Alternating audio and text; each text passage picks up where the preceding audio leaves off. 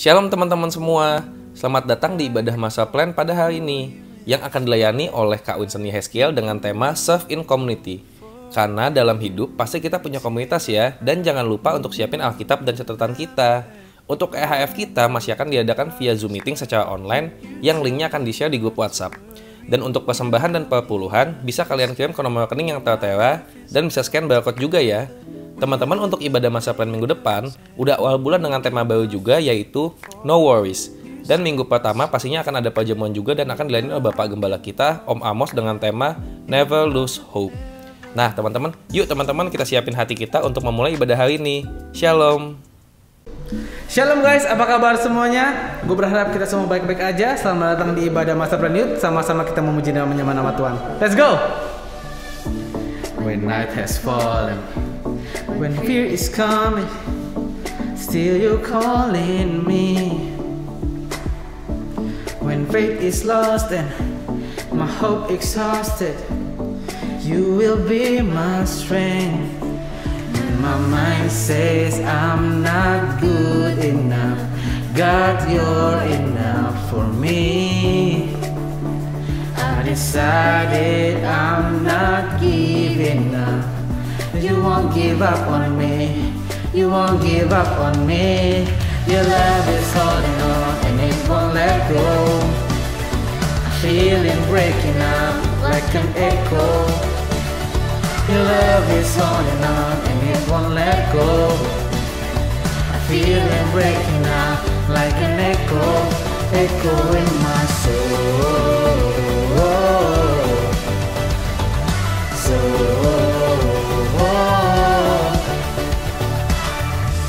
In every season, you keep repeating promises to me. No, there's no stopping what you have started till it is complete. When my mind says I'm not good enough, God, you're enough for me.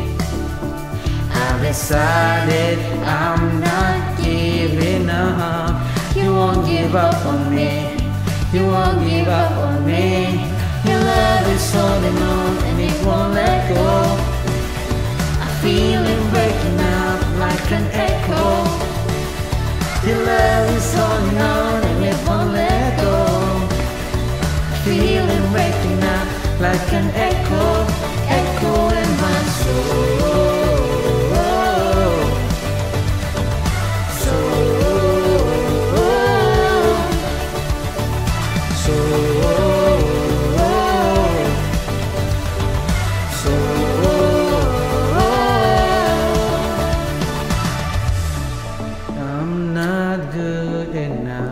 God, you're enough for me.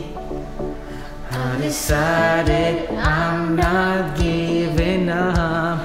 You won't give up on me. You won't give up on me. Your love is holding on and it won't let go. I feel it breaking out like an echo. Your love is holding on and it won't let go. I feel it breaking out. Breaking up, come on, sing John. Your love is holding on and it won't let go. I feel it breaking out like an echo. Your love is holding on and it won't let go. I feel it breaking out like an echo, echo in my soul.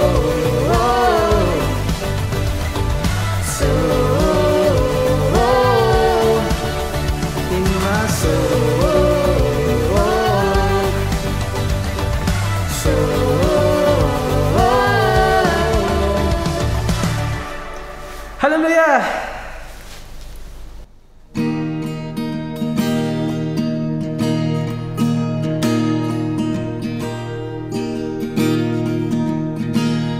Sing miracles, come on. Miracles when you move, such an easy thing for you to do. Your hands is moving right now. You are still showing up out of the tomb of every Lazarus, and your voice is calling.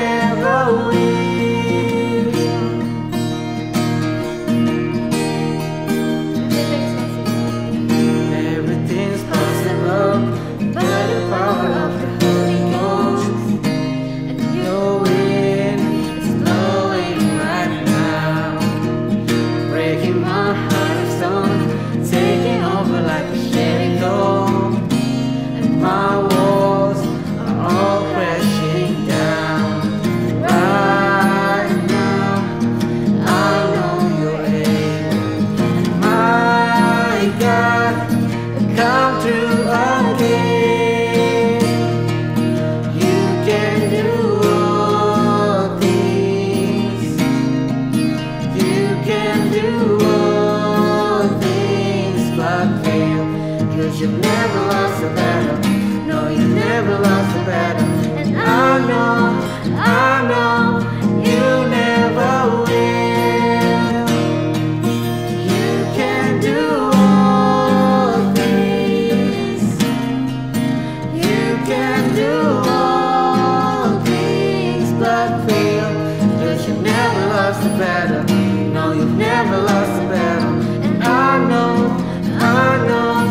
you never will.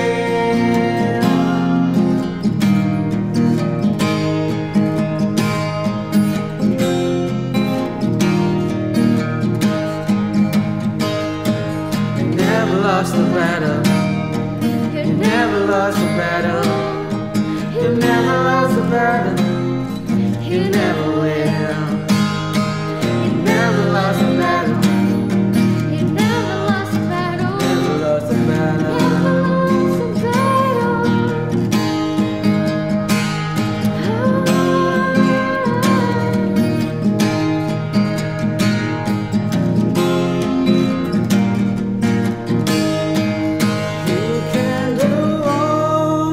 You can do all things. You can do all things but fail. 'Cause you've never lost a battle. No, you've never lost a battle.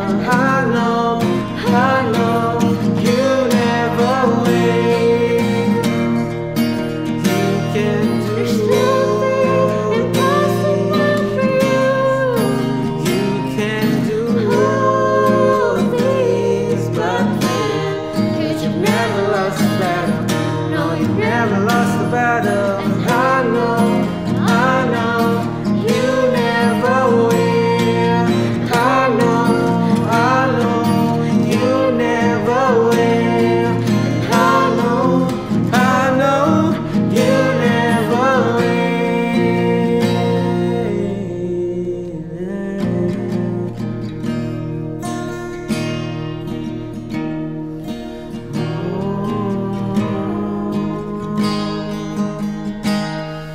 Oh, we sing your name. Oh, great you are. You never lost a battle.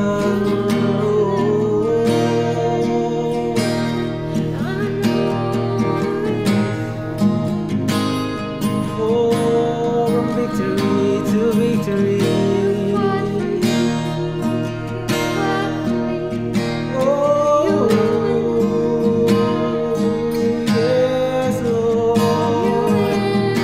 Almighty God. Almighty God, Jesus.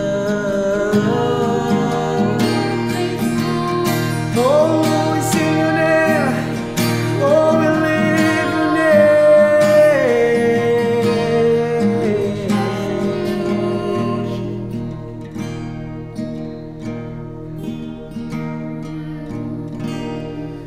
You can do all things. You can do all things but fail. 'Cause you never lost a battle. No, you never lost a battle. And I know you never will. I know you never will. See, I know you never will.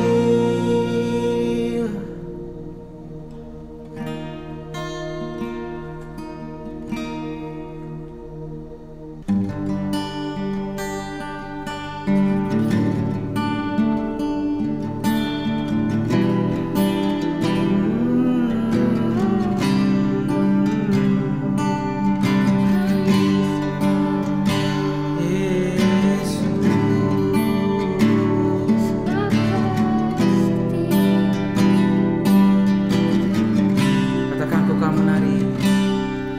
Ku kan menari dan bersuka karena-Mu, oh Yesusku, dan bukan minum air-Mu bagai rusa rindu selalu ku hidup dalam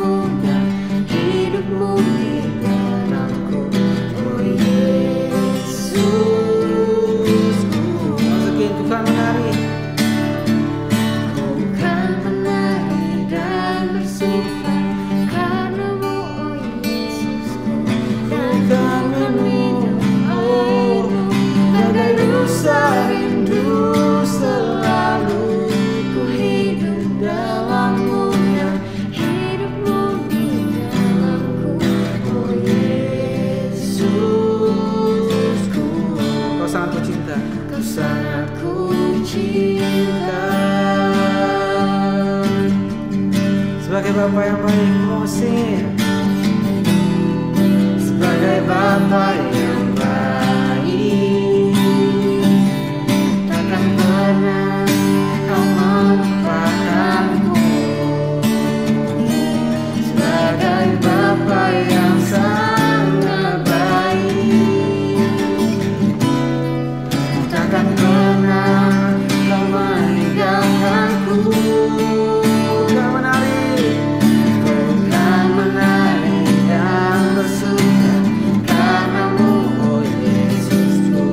Dan ku kan minum airmu bagai rusa rindu selalu.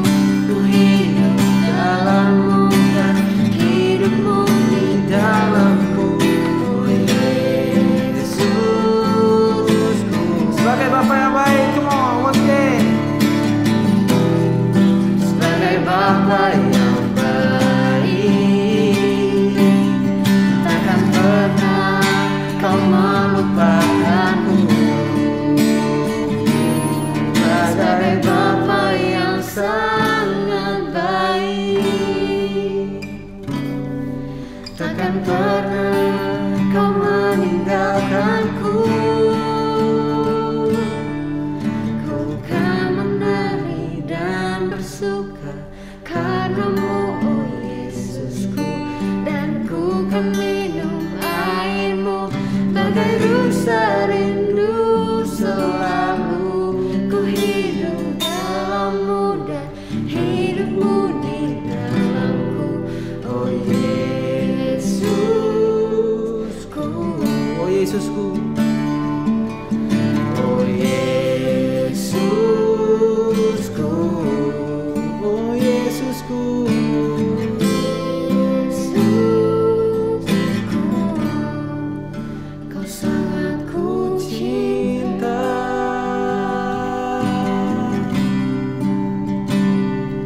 Sangat ku cinta.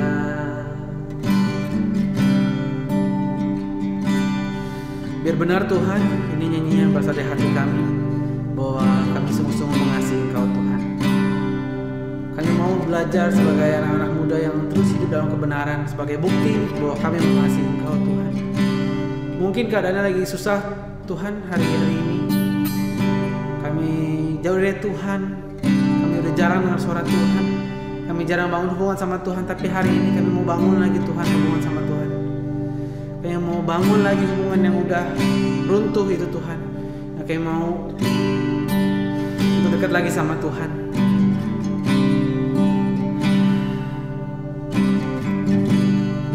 Thank you Tuhan Yesus untuk hari ini. Kami boleh menyembah bersama lagi Tuhan.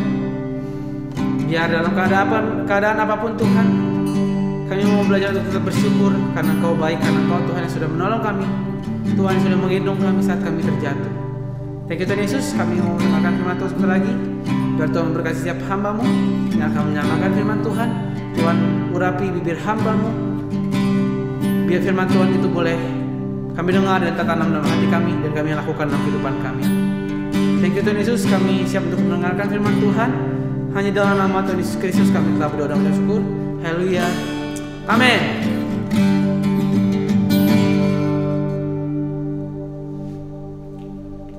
Shalom semuanya, salam kenal buat semua teman-teman Master Plan Youth dimanapun hari ini kalian berada.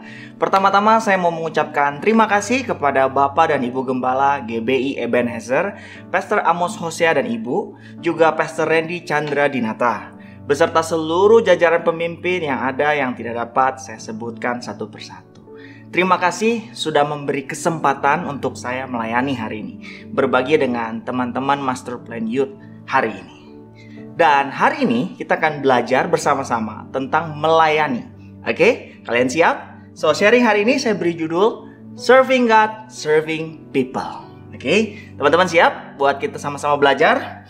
Nah, banyak kali saya dengar bahkan sempat mengalami sendiri, orang sudah jenuh dengan semua yang serba online ini. Sebut sekolah online, kuliah online, betul ya? Ibadah online, bahkan kerja pun online, dan lain-lain.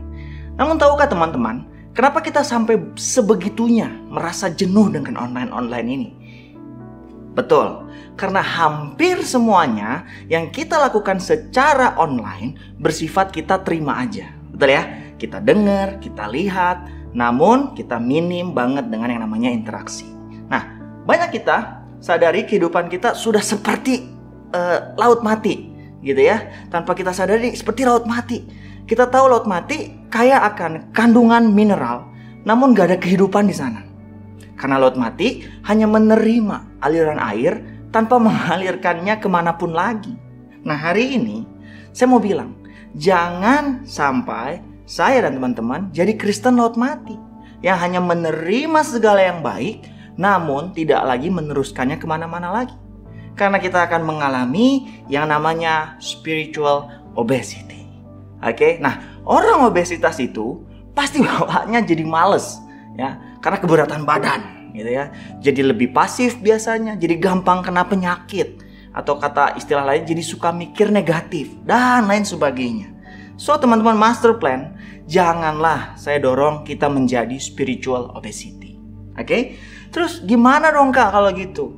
Mari hari ini mengambil bagian untuk melayani dalam komunitasmu. Oke? Nah, kita tahu kebutuhan dasar manusia ada 3. Ya, yang pertama dikasihi, yang kedua diterima, yang ketiga berdaya guna. Hari-hari ini kebutuhan yang kurang dipenuhi itu menurut saya yang nomor 3, kurang berdaya guna. Mungkin jadi karena kita terlalu sibuk online gitu ya, jadi terima aja terus dan nggak pernah lakukan sesuatu untuk orang lain. Apalagi ya teman-teman, justru dengan terlibat dalam pelayanan kita sedang memenuhi kebutuhan dasar ketiga, yaitu berdaya guna. Itulah mengapa setiap kali kita melayani seseorang, justru kita yang lebih banyak menerima berkat daripada mereka yang kita layani. Karena kebutuhan berdaya guna kita terpenuhi. Ya, tahukah teman-teman? Ternyata kita sendiri sebagai manusia diciptakan untuk melayani. Sama seperti Efesus 2 ayat 10, saya bacakan buat teman-teman semua di sini.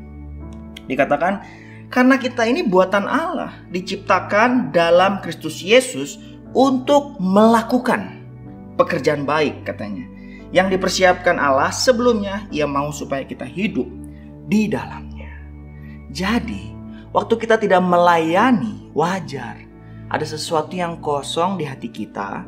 Bahkan saya harus bilang ini, kesehatan mental kita mulai terganggu. Karena kita hidup tidak seperti tujuan awal kita diciptakan.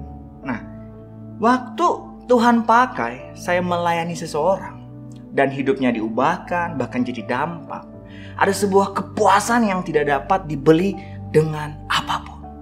Dan saya temukan kepuasan dalam hidup bukan karena kita mencapai status tertentu di dunia ini.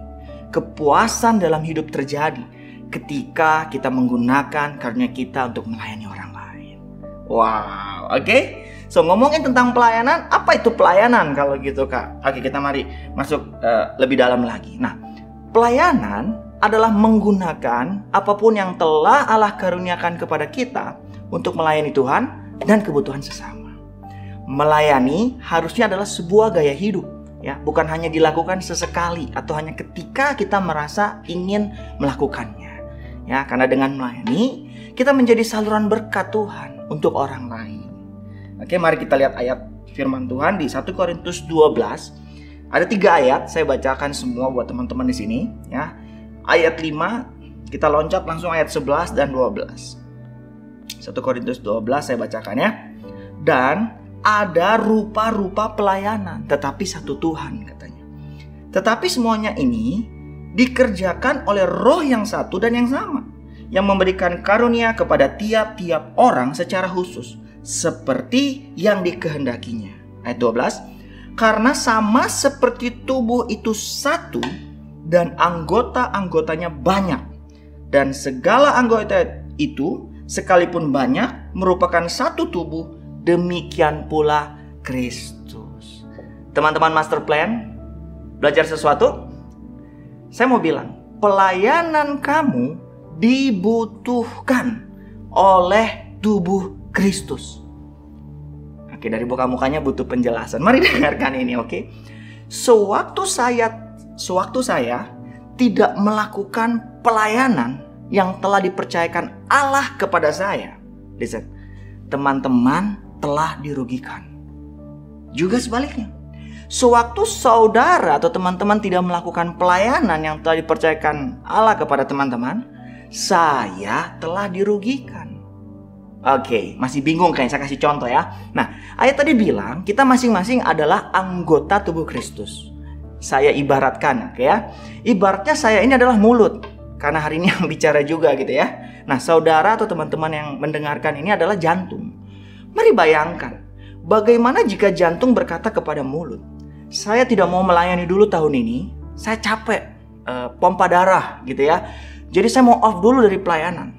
Kebayang teman-teman, gimana nasib si mulut? Waktu jantung berhenti, ya otomatis lah seluruh anggota tubuh termasuk mulut pun berhenti alias meninggal. Teman-teman, belajar sesuatu sejauh ini. Dan di situasi ini saya sering mendapat banyak masukan tentang ibadah, tentang komsel online di tempat kami, di gereja kami. Don't get me wrong, saya senang banget kalau ada masukan ya, karena masukan membuat kami menjadi lebih baik.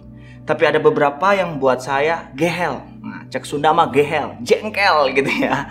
Ada yang bilang, kadang-kadang denger gitu ya, dikasih masukan. Ada yang bilang ibadahnya kurang ngangkat.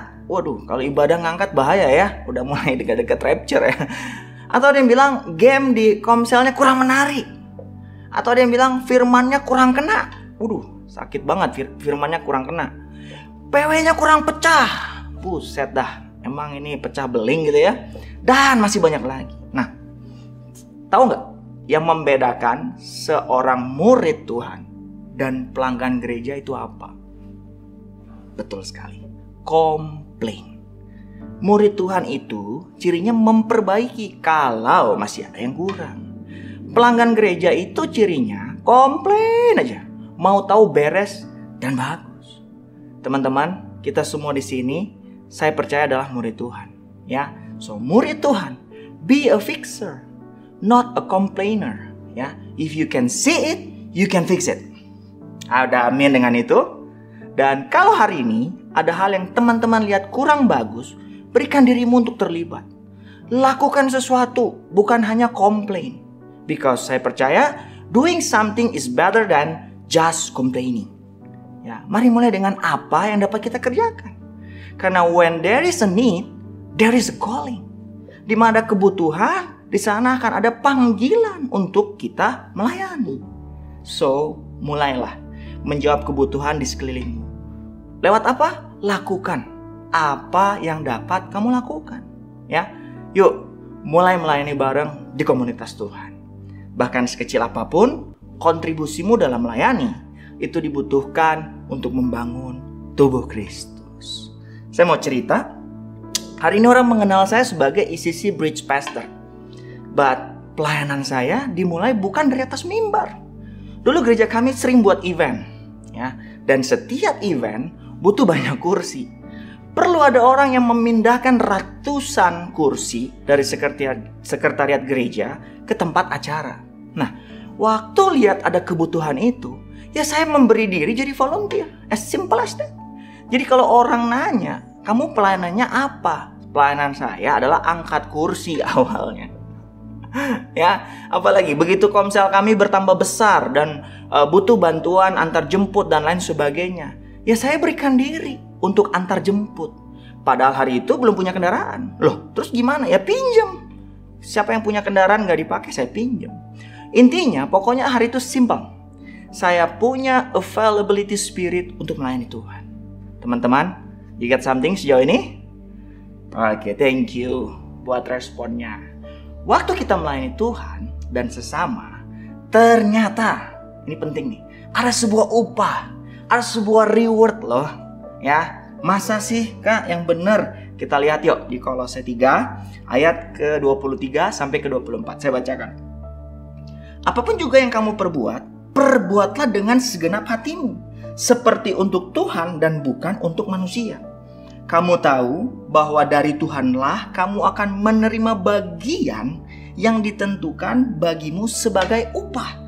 Kristus adalah Tuhan dan kamu hambanya. There is a reward dalam melayani Tuhan dan kebutuhan sesama. Dan hari ini dengan cepat kita akan belajar satu persatu upah dari melayani. Wah, ini kayaknya jadi lebih menarik, oke? Karena anak muda biasanya mau melakukan sesuatu dengan why yang lebih kuat gitu ya. Oke. Yang pertama, apa sih upahnya? Kita akan mengalami yang namanya perubahan hidup. Sama-sama bilang perubahan hidup. Oke, thank you. Mari belajar dari kisah seseorang yang bernama Obed-Edom. Dan mari kita lihat ya. Hari itu Raja Daud mau memindahkan tabut perjanjian dari Kiryat Yearim ke Yerusalem ya. Namun dalam perjalanan tabut hampir jatuh dan seseorang yang bernama Uza mencoba menahan tabut agar tidak jatuh, dan singkatnya Uza mati karena memegang tabut Allah hari itu. Oke, kita baca dulu yuk dari 1 Tawarik 13 ayatnya yang ke-13. Sebab itu Daud tidak mau memindahkan tabut itu ke tempatnya, ke kota Daud, tetapi Daud menyimpang dan membawanya ke rumah Obed-Edom orang Gad itu. Begitulah firman Tuhan. Obed-Edom adalah orang Gad. Siapa lagi coba yang kira-kira teman-teman ingat orang Gad? Oke, 100 buat yang jawab Goliat. Goliat orang Gad ya. Obed-Edom adalah orang Filistin yang notabene adalah musuh bangsa Israel. Nah, nama Obed-Edom itu sendiri artinya pelayan dewa Edom. Ya, jadi dari namanya aja orang ini adalah seorang penyembah berhala dan dewa-dewa. Ya, tapi lucunya ketika tabut perjanjian disimpan di rumahnya, Obed-Edom gak mati, malahan diberkati. Kita lihat ayat yang ke-14. Ya, dikatakan di situ, 3 bulan lamanya tabut Allah itu tinggal pada keluarga Obed-Edom di rumahnya, dan Tuhan memberkati keluarga Obed-Edom dan segala yang dipunyainya. Nah, kenapa sih Obed-Edom gak mati gitu, padahal bukan orang percaya? Nah, saya percaya Obed-Edom ini terbiasa melayani berhala-berhala dewa Edom gitu ya. Keberhala aja dia udah tahu gimana memperlakukan dengan hormat, ini gimana kepada Tuhan. Dan saya percaya Obed-Edom juga nggak lupa tuh gimana kalau nanti kita baca Alkitab secara menyeluruh ya. Obed-Edom tuh bangsanya dulu, bangsa Filistin ya, banyak yang mati gara-gara tabut perjanjian ini. Jadi tidak seperti Uza hari itu, dia benar-benar berhati-hati menjaga bahkan melayani tabut Tuhan dengan segenap hatinya. Dan kemudian Daud mempersiapkan tim berikutnya untuk membawa tabut ke Yerusalem. Dan yang menarik ya, waktu Daud butuh Asher buat mengawal tabut Allah itu, Obed-Edom langsung mengajukan diri. 1 Tawarik 15 ayat 18. Teman-teman boleh baca seluruh whole story-nya di 1 Tawarik 15 ini ya. 1 Tawarik 15 ayat 18. Dan bersama-sama mereka itu, saudara-saudara mereka dari tingkat kedua, Zakaria, Yaziel, Sami, Ramot, Yehiel, Uni, Eliab, Benaya, Maaseya, Matika, Elifele, Mikneya, dan Obed-Edom serta Yehiel, para penunggu pintu gerbang. Jadi dia memberikan diri. Apalagi Daud kekurangan pemain kecapi di tim praise and worship-nya. Kira-kira siapa yang jadi volunteer? Yes, Obed-Edom lagi. Kita lihat ayat ke-21. Sedang Matika, Elifele, Mikea, Obed-Edom, Leyel, sampai susah namanya nih, Azazia harus memainkan kecapi yang 8 nada lebih rendah tingkatnya untuk mengiringi nyanyian. Wow, luar biasa ya. Dan anyway, Daud butuh lagi volunteer untuk security. Ya, untuk ngejaga si tabut ini. Kira-kira siapa yang mengajukan diri? Betul, 100 buat kamu. Lagi-lagi Obed-Edom. Ayat 24. Sampai mabok nih ya, kita baca 1 Tawarik 15. Dan sebanyak Yosafat, Nathaniel, Amazai, Zakaria, Benaya, dan Eliezer, yakni imam-imam itu meniup nafiri di hadapan tabut Allah. Sedang Obed-Edom dan Yehia adalah penunggu pintu pada tabut itu. Obed-Edom lebih memilih hadirat Tuhan dibandingkan berkat Tuhan. Dia melayani Tuhan dengan sungguh-sungguh. Hasilnya, Obed-Edom tidak lagi dikenal sebagai orang Gad. 1 Tawarik 26 ayat yang ke-6. Bagi Semaya, anak Obed-Edom itu lahir anak-anak. Mereka memegang pemerintahan di antara puak mereka, sebab mereka itu adalah pahlawan-pahlawan yang gagah perkasa. Obed-Edom yang tadinya adalah musuh bangsa Israel, sekarang dia dan keturunannya bahkan malah dikasih jabatan di di pemerintahan Israel. Gak cukup sampai di situ, bahkan 200 tahun kemudian, waktu kerajaan Israel terpecah dua dan Raja Yoas mengalahkan Raja Amazia, kita baca yuk 2 Tawarik 25 ayat 23 sampai 24. Yoas Raja Israel menangkap Amazia Raja Yehuda anak Yoas bin Yoahas di Bet Semes. Lalu Yoas membawa dia ke Yerusalem. Ia membongkar tembok Yerusalem dari pintu gerbang Efraim sampai ke pintu gerbang sudut 400 hasta panjangnya.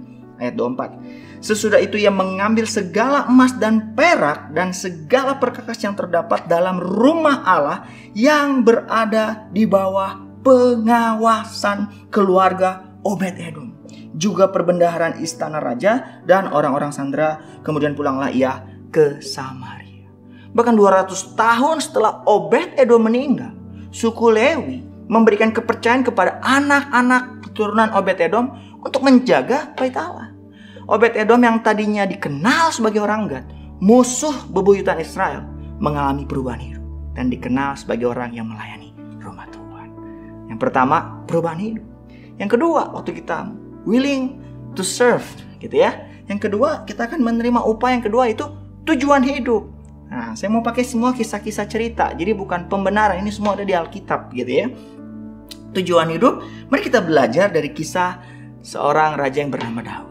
Ya, kita semua tahu Daud adalah seorang gembala, bahkan dia hanya menggembalakan 2-3 ekor kambing domba ayahnya. Teman-teman boleh baca di 1 Samuel 17 ayat 15 dan 28. Nah, Daud gak pernah ikut pelatihan militer. Bahkan beberapa dugaan Daud bukan anak yang diinginkan orang tuanya. Nah, kita sering mendengar nih kisah Daud mengalahkan Goliat, dan itu heroik banget, wow banget, awesome banget. Tahukah teman-teman apa tujuan awal Daud datang ke medan perang hari itu? Oke, mari kita lihat. 1 Samuel 17 ayat 17 dan sampai ke 18. Saya bacakan. Isai berkata kepada Daud anaknya, ambillah untuk kakak-kakakmu bertih gandum ini, seeva dan roti yang 10 ini. Bawalah cepat-cepat ke perkemahan kepada kakak-kakakmu. Dan baiklah sampai keju yang 10 ini kepada kepala pasukan 1000. Tengoklah apakah kakak-kakakmu selamat dan bawalah pulang suatu tanda dari mereka. Teman-teman, ternyata tujuan Daud datang ke medan perang bukan untuk melawan Goliat, namun dia melayani saudaranya yang lagi ikut perang dengan mengantarkan makanan. Ternyata hari itu, hari Tuhan hendak mempromosikan dia jadi seorang raja. Ya, dan kita tahu dia mengalahkan Goliat dan begitu seterusnya ceritanya. Terkadang dalam hal yang terkecil terkandung rencana Tuhan yang besar dalam hidup kita. Kebayang gak hari itu? Daud gak mau mengantarkan makanan kepada saudaranya ke medan perang. Saya percaya kisah hidup Daud akan berbeda dari yang dituliskan di Alkitab. Ya, if you feel too big to do small things, you are too small to do big things. Ya, jangan pernah merasa terlalu besar untuk melakukan hal kecil. Nanti Tuhan bilang, kamu terlalu kecil untuk hal besar yang mau Dia percayakan. Ada amin ya. Teman-teman, dengan memberi diri melayani, kita akan semakin dekat dengan tujuan hidup kita. Karena saya percaya, lewat pelayanan Tuhan sedang mempersiapkan kita, mengeluarkan potensi terbaik kita, mengembangkan potensi itu, memperlengkapi kita until one day Tuhan mengutus kita sesuai dengan rencananya yang sempurna. Oke? Dan di gereja kami, ICC, kami percaya ministry is a training ground sebelum seseorang menemukan tujuan hidupnya dan diutus ke marketplace. Dan cara terbaik memunculkan potensi dalam hidup kita adalah terlibat dalam pelayanan, pembangunan atau membangun tubuh Kristus. Teman-teman belajar sesuatu sejauh ini?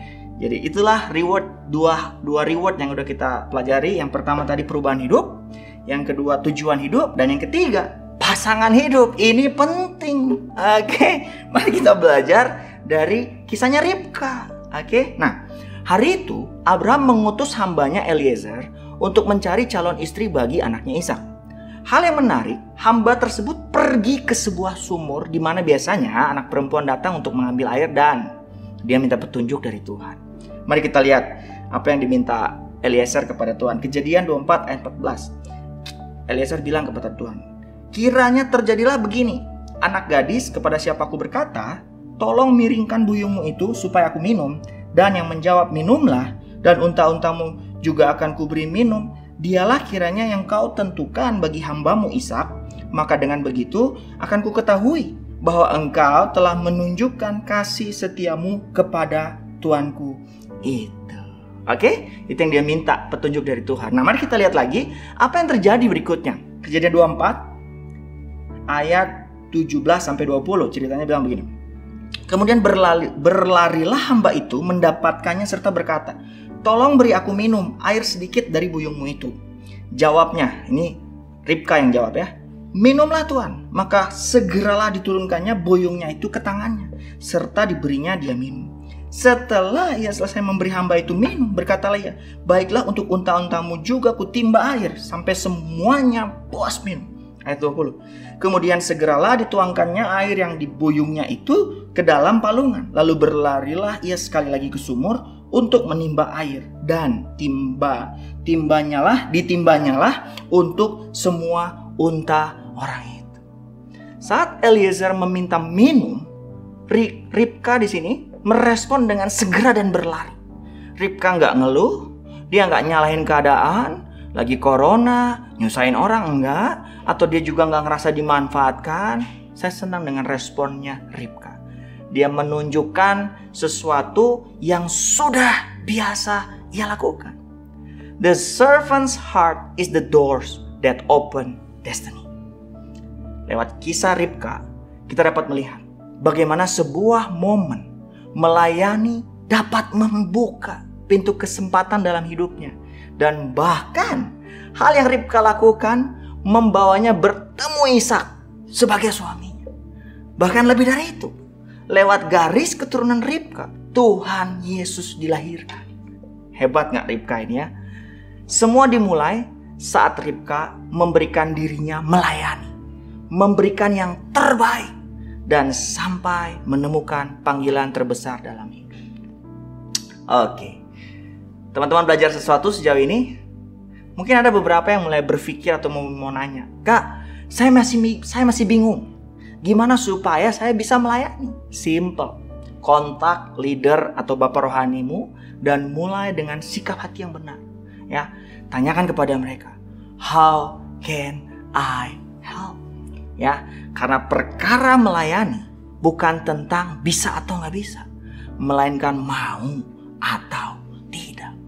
Dan seringkali kita mengatakan nggak bisa, bahkan sebelum kita mulai mengerjakannya.